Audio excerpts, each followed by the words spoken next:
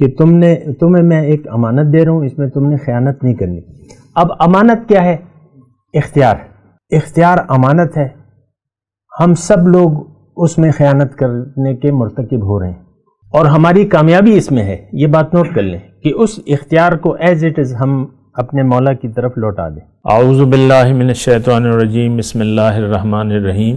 اللہم صلی علی سیدنا محمد معدن الجود والکرم آلہ وسلم۔ سامعین و ناظرین اکرام، السلام علیکم ورحمۃ اللہ وبرکاتہ۔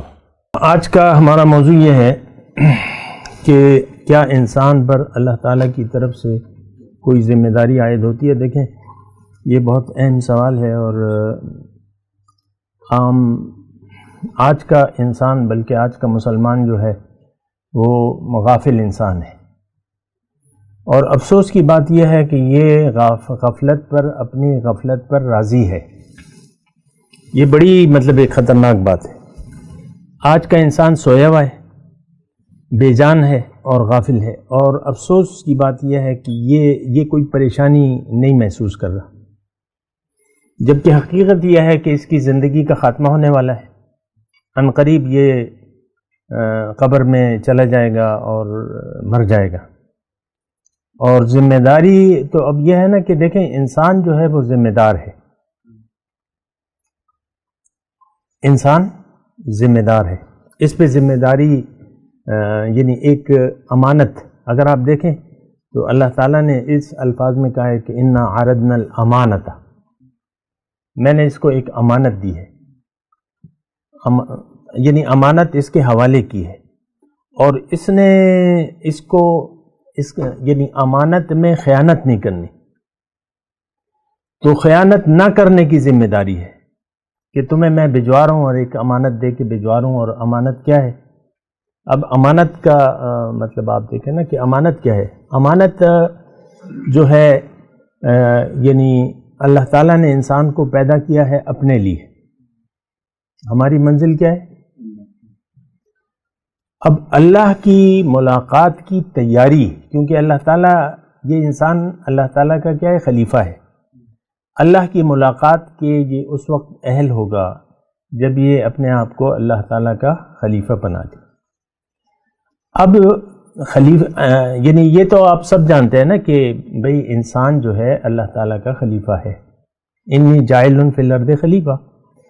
اب یہ خلیفہ کا مطلب یہ ہے کہ یہ استعداد موجود ہے، اس میں خلیفہ بننے کی استعداد موجود ہے۔ آم کی گٹھلی ہے، کھجور کی گٹھلی ہے، جو بھی ہے گٹھلی، بیج، اس پہ یہ ذمہ داری اللہ تعالیٰ نے رکھی ہے کہ تم نے زمین میں جا کے ایک پودا بننا ہے، پھر درخت بننا ہے، اور پھر پھل دینا ہے۔ گٹھلی پہ یہ ذمہ داری ہوتی ہے کہ نہیں ہے؟ تو پھر یہی ہوتا ہے۔ اچھا، اب وہ گٹھلی کو اگر آپ ایک مناسب زمین میں، مناسب آب و ہوا میں بو دیں، تو کیا اس بات کا کوئی امکان ہے کہ اس سے پودا نہیں نکلے گا، اور اس سے درخت نہیں بنے گا، اور درخت میں پھل نہیں لگے گا؟ کوئی امکان ہے؟ اب یہ ذمہ داری ہے اس کی۔ انسان اللہ کا خلیفہ ہے۔ اب یہ جب زمین کی مٹی میں آ جاتا ہے تو اس کو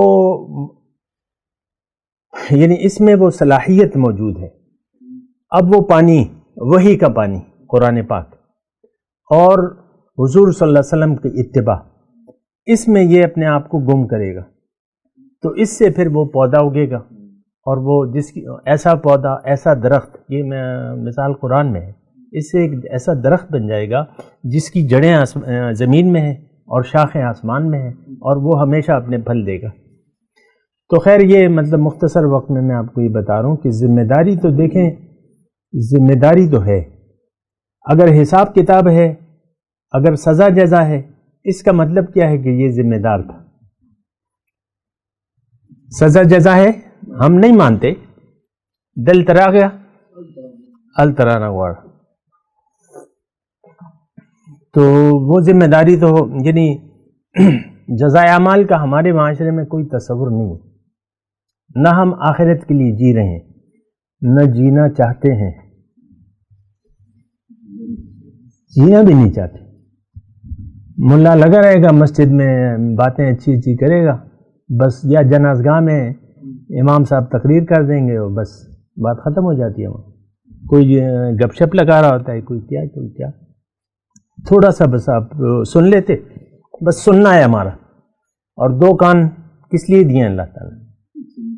ایک سے سنو اور دوسرے سے نکالو، غور مت کرو۔ قرآن میں غور کوئی نہیں کرتا، کوئی فکر نہیں کرتا، کوئی تدبر نہ کرتا ہے، نہ کرنے کے لیے تیار ہے۔ مسئلہ یہ بھی ہے نا۔ اب یہ دیکھ لیں، آج ہمارا لائیو سیشن ہے، کتنے ہیں ابھی حاضرین؟ 2 ہیں، اور ہمارے فالوورز ہیں تقریباً فیس بک کے 33,000، ان سب کو نوٹیفیکیشن گیا ہے۔ 2 آدمیوں نے ابھی بس بیٹھے ہوئے ہیں بیچارے، سن رہے ہیں، جو بھی ہیں اللہ تعالیٰ ان کی مدد کرے۔ یہ کوئی سننے کے لیے تیار بھی نہیں ہے نا۔ اب ایک گویے کا نوٹیفیکیشن جاتا تو پھر تو فوراً سب لگا لیتے، یا کوئی نامناسب سین ہوتا سب دیکھنے لگتے، یار یہ تو کیا آ رہا ہے۔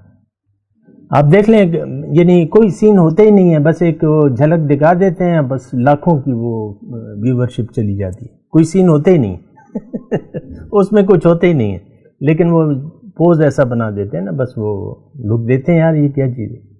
قرآن کو سمجھنے کے لیے کوئی تیار نہیں ہے، اس بات پہ آپ غور کریں۔ قرآن تو زندگی ہے، قرآن زندگی ہے، انسان بے جان ہے، اس میں زندگی ہے، لیکن قرآن کو سمجھنے سوچنے کے لیے آج یہ دیکھیں جتنے بھی لوگ ہیں، اس محلے کا کوئی آدمی نہیں ہے، یہ ریکارڈ ہے، کوئی ہو تو ذرا ہاتھ اٹھا دے بھیا، کوئی نہیں ہے۔ حالانکہ معلوم ہے لوگوں کو، پہلی جب ہم نے باقاعدہ تقریب کی تھی، سب کو بلایا تھا، گاؤں والوں کو یہی کہا تھا کہ بھئی در قرآن کا درس ہوگا، تو دیکھیں ذمہ داری کی بات ہے۔ ذمہ داری جو ہے وہ اللہ تعالیٰ کی طرف سے ہے کہ تمہیں میں ایک امانت دے رہا ہوں، اس میں تم نے خیانت نہیں کرنی۔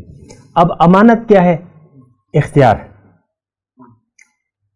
اختیار امانت ہے، ہم سب لوگ اس میں خیانت کرنے کے مرتکب ہو رہے ہیں، اور ہماری کامیابی اس میں ہے، یہ بات نوٹ کر لیں کہ اس اختیار کو ایز اٹ از ہم اپنے مولا کی طرف لوٹا دیں، اختیار نہ استعمال کریں۔ قد افلح من زکاہا وقد خاب من دساہا، جس نے وہ اختیار اللہ کو لوٹا دیا تو وہ تو کامیاب ہو گیا، جس نے اس کو استعمال کر لیا، من چاہی زندگی گزاری، وہ تباہ ہو گیا، برباد ہو گیا۔ آج ہم سب من چاہی زندگی گزارنے پر اصرار کر رہے ہیں، سمجھ میں نہیں آتا، اللہ کی رضا، اللہ کی مرضی سمجھ میں نہیں آتی۔ تو اب دیکھیں یہ ذمہ داری یہ ہے کہ دیکھیں جو اللہ تعالیٰ، اب یہ ایک اور طریقے سے میں آپ کو یہ بات کہہ رہا ہوں، جب انسان اول کو اللہ تعالیٰ زمین پر اتار رہا تھا تو اس سے ایک مکالمہ ہوا، سورہ بقرہ میں موجود ہے، اور اس کا میں مفہوم اور تھوڑی سی کہ اے انسان تم جاؤ دنیا میں جاؤ، اور تم نے یعنی میں نے تمہیں اپنے لیے بنایا ہے، تم نے میرے پاس آنا ہے، لیکن تیاری کرنی ہے دنیا میں جا کے۔ اب تیاری کیسے کرو گے؟ تو وہ یہ ہے کہ تم ایسا کرو کہ تم زندگی اپنی مرضی سے مت گزارو، میں تمہیں بتاؤں گا، ہدایت میں تمہیں دوں گا، ذرا غور سے سنیے گا، ہدایت میں تمہیں دوں گا۔ فَإِمَّا يَأْتِيَنَّكُم مِّنِّي هُدًى، اگر تم نے ان ہدایات کے مطابق زندگی گزاری تو تم کامیاب ہو جاؤ گے، اور اگر تم نے اپنی مرضی کی تو تم ناکام ہوگے۔ یہ ہے اہبطوا منها فَإِمَّا يَأْتِيَنَّكُم مِّنِّي هُدًى فَلَا خَوْفٌ عَلَيْهِمْ وَلَا هُمْ يَحْزَنُونَ۔ دوسری جگہ یہی ہے اہبطوا منها فَإِمَّا يَأْتِيَنَّكُم مِّنِّي هُدًى فَلَا يَضِلُّ وَلَا يَشْقَى، نہ وہ گمراہ ہوگا اور نہ یعنی کوئی ناکام ہوگا۔ تو ذمہ داری کیا ہے؟ وہی جو اللہ تعالیٰ نے لکھی ہے کہ بھئی تم نے میرے راستے پر چلنا ہے۔ شیطان اور انسان، وہ رحمان اور شیطان کے جب مکالمہ ہو رہا تھا تو شیطان کو پتہ تھا کہ بھئی وہ یہ انسان کو تو اللہ تعالیٰ اپنے لیے پیدا کر رہا ہے، اس کو اپنا راستہ بتائے گا، یہ اللہ کے راستے پر چلے گا اور یہ اللہ تک پہنچ جائے گا. تو اس نے چیلنج کیا مجھے تھوڑی سی مہلت دے دیں، میں ان سب کو تیرے راستے سے گمراہ کروں گا. اور لفظ کیا تھے؟ لَأَقْعُدَنَّ عِنْدَ صِرَاطِكَ الْمُسْتَقِيمِ، اے اللہ تعالیٰ تیری طرف جو سیدھا راستہ آتا ہے میں اس پہ بیٹھوں گا، اور آپ اس کو شکر گزار نہ پاؤ گے، یہ سب ناشکرے ہوں گے. لَأُغْوِيَنَّهُمْ أَجْمَعِينَ، تو اس کی تو بات پوری ہو رہی ہے. سب کے سب آج جتنے بھی ہیں لوگ سمیت مسلمان سب کے سب گمراہ ہیں، کافر ہیں اور گمراہ ہیں. اللہ کسی کی منزل نہ ہے نہ وہ بنانے کے لیے تیار ہے. وآخر دعوانا ان الحمدللہ رب العالمین. مولایا صلی وسلم دائما ابدا على حبیبک خیر الخلق کل